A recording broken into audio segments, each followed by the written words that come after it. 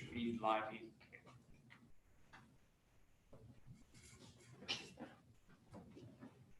Good evening and welcome to the special meeting of the Ogunquit Select Board. It is 6:15 and I'd like to call this meeting to order. Tonight we are here to discuss the extension of our town manager's contract.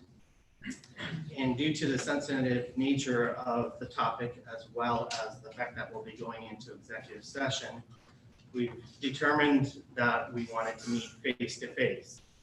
We are following all main CDC guidelines. There are barriers up between us. Some select board members have chosen that they want to wear masks. Others feel comfortable. It is not a requirement, but certainly an option for people. As I mentioned, we're here tonight to talk about our town manager's contract extension. Just over 2 weeks ago, we had an opportunity as a board to meet with our HR town attorney. That was our first opportunity to discuss Pat's pending her current contract, and that was our opportunity, That was our opportunity to discuss the town manager's current contract that is due to expire this Thursday. At that time, we made a decision that we'd like to begin negotiating for a contract extension. The reasons being are that the current contract states that the select board was required to notify the town manager and give her 6 months notice if there was an intention to renegotiate her contract. In addition, this contract extension allows us time to determine next steps. It gives us time as a select board to conduct a performance review and time to negotiate a new contract if that's what we desire to do. I'd like to take this opportunity to thank our town HR attorney, Ann Freeman, who is here with us tonight. I'd like to thank Pat for hanging in there and for your candidness throughout the process these last couple of weeks. And I'd like to thank the select board for being available and for giving your input throughout the process. Overall, negotiations were smooth and generally there were no hiccups. We did plan several meetings throughout the last week in particular. Those meetings were planned if there was a need for the board to meet if something came up during the negotiation process. The good news is things went very smoothly and we were able to cancel all of those meetings until tonight. This time, I'm hoping that we can turn things over to Ann Freeman, who is our HR town attorney, to review the particulars of the draft of the town manager's contract extension. I do want to share that there's a bit of a process here, including we have to turn our microphone off, and for the select board to hear Ann Freeman's comments, I have to turn the computer on.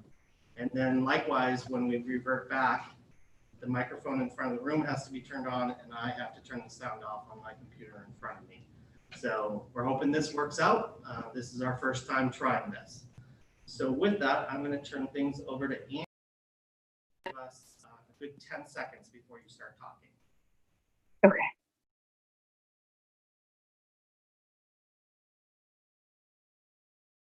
Can everybody hear me okay? All right, thumbs up, I got them, I see you. Yeah, you know, I think that given that the current contract provides that the board should require 6 months notice for a renegotiation, in my discussions with Heath and the board, I think it was determined that the town needed to provide that 6 months notice. Prior to this, Pat had not been notified about the possibility of a renegotiation. So given the what's been going on. I think that probably doesn't come as a surprise to anybody, given where we are in the world with COVID and going on lockdown, and then the change of the new board. So the idea behind this contract is to provide that 6-month notice is required, and also allow for the town to conduct a performance evaluation, which I understand the board was in the middle of back in February, and was unable to complete that under the circumstances.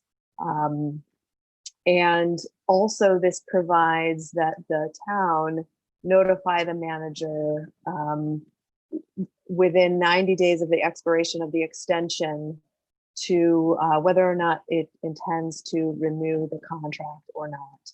And it provides for a 3-month, in the event they do not, that the board does not notify Pat within 90 days, then that would be a without cause termination, which would entitle the town manager to a 3-month severance package. All other provisions of the existing contract remain in effect, including the salary and vacation provisions that are provided. This is an amendment to that agreement. And so anything else that's not expressly included in the amendment is still in force and effect. That's really, it was pretty straightforward, I think. I'm happy to answer any questions if necessary.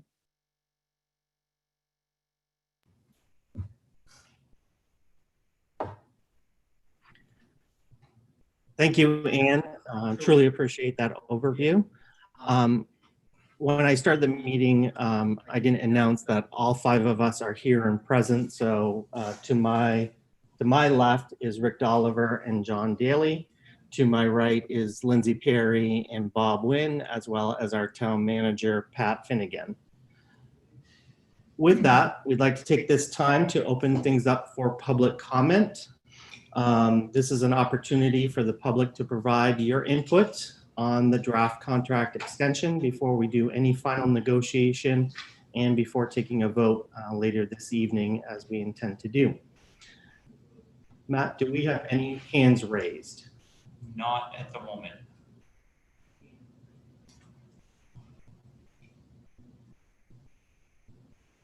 We'll give people just 10 or 20 seconds to make sure that no one would like to provide comment during this time. Ben Hershenson would like to speak. Ben, you should be allowed to talk. All right, this is Ben Hershenson. I just have a question, middle circle. I just have a question. And the question is this: I understand full well what the attorney has stated and what you have stated, Heath. But my question is this. It seems to me that I don't know if this is cart before the horse, but I understand the legalities of contract negotiation and what's stated in the contract, of course. What happens then to the whole idea of a performance appraisal for the town manager? Does one precede the other, or I need to be clarified on that one? I'm a little bit confused.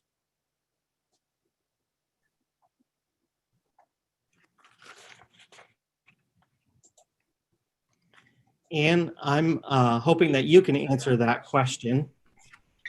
If I understand the question correctly, this contract extension allows additional time to complete the personnel evaluation, which was in process back in February, and I believe is just simply not completed. The extension allows the town, the select board, time to perform that, which is, as a matter of contract, required.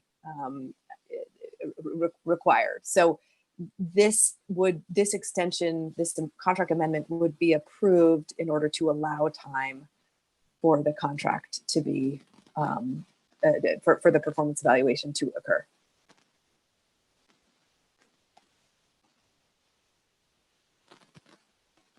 Thank you, Anne. Matt, do we have any other hands raised?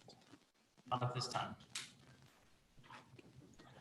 Okay, with that, I would like to move on to 4.0 on our agenda, if the board desires.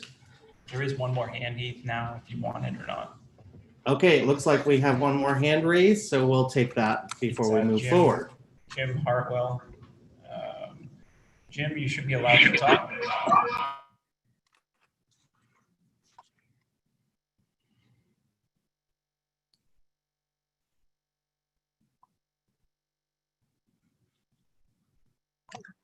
Can you hear me? Hello?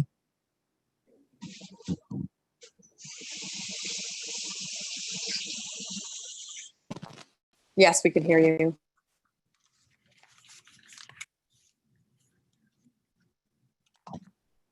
Are you sure you can hear me?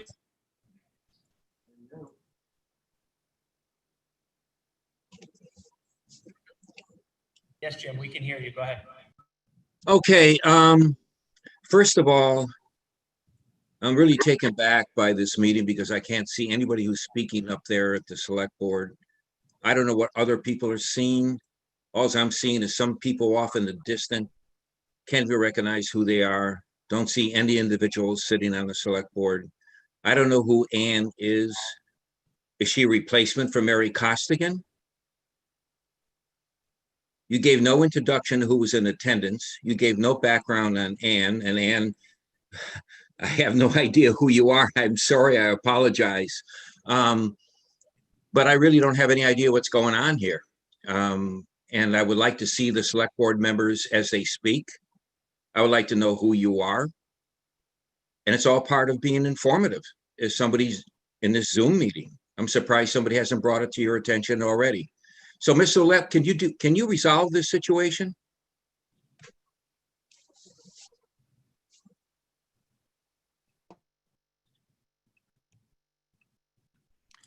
Jim, thank you for your comments.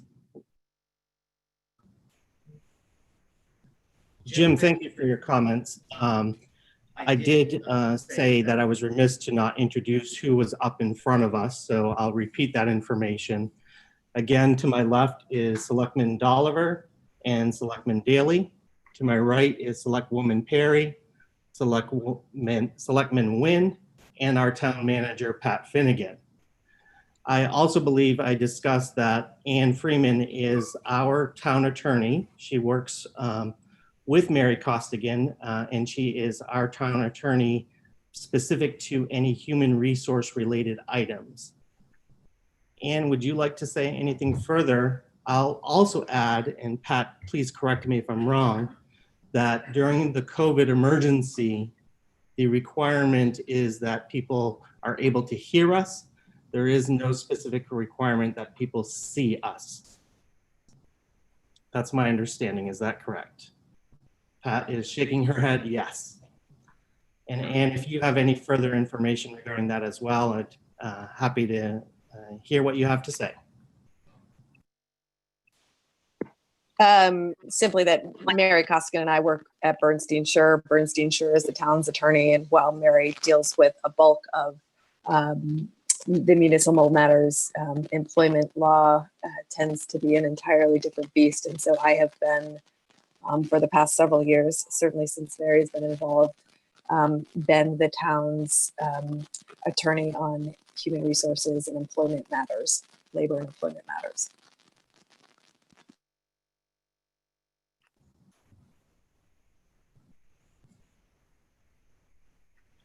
Thank you, Ann. Matt, do you have any other hands raised at this time? There is one other hand, Michael Scambati. Michael, you should be allowed to talk. Hi, hi, and good evening. Heath, I'm not sure, Heath and board, I'm not sure if this is general public comment to open or is it questions.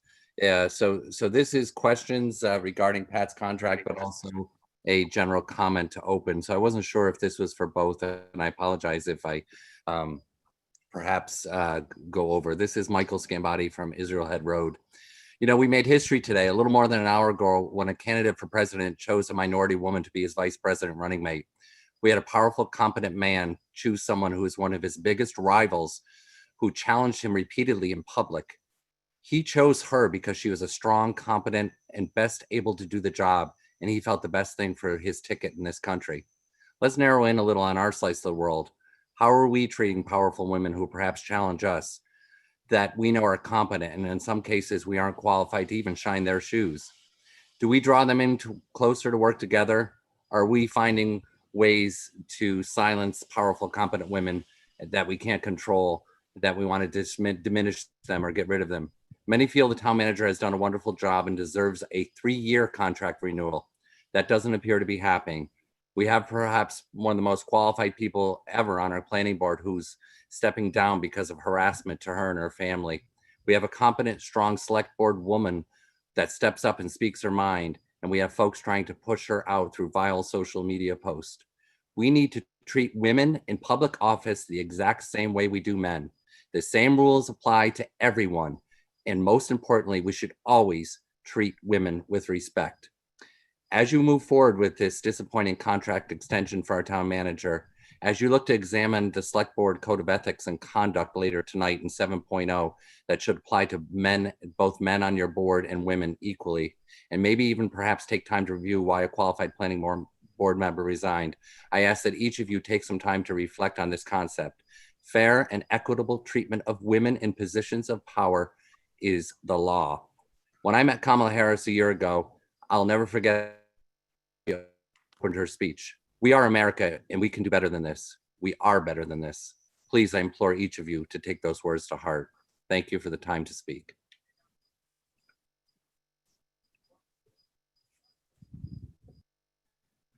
Thank you, Michael, and thank you for your comments. Matt, do we have any other hands raised? No, there are none.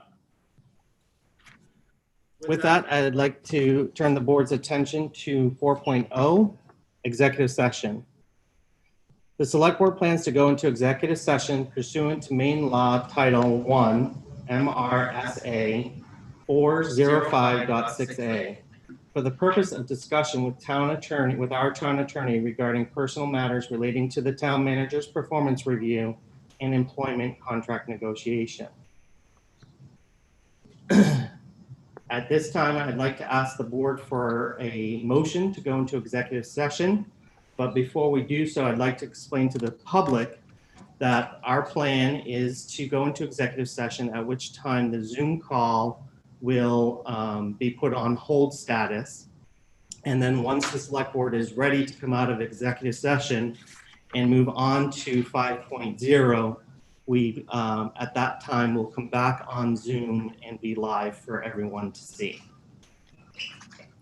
With that, are there any questions, or do I have a motion to go into executive session? That was, the motion was made by Selectman Dolliver. Do we have a second? The second by Selectman Bailey. Even though we are present, I'd like to take a roll call vote to go into executive session because we are also on Zoom. And I've learned this past week that all of our votes when we're doing remote meetings should be a roll call vote. And since the public has shared that they're having trouble seeing us this evening, I'd like to call to do a roll call. So I'll start with our Vice Chair, Selectman Daly. John Daly. Can you vote? Can you share your vote if you want to go into executive session or not? Yes, I'd like to go into executive session. Thank you. Selectwoman Perry, can you share your vote? Yes. Selectman Nguyen, can you share your vote? Yes. And to my left, Selectman Dolliver, would you like to go into executive session? Yes. And my vote is also a yes.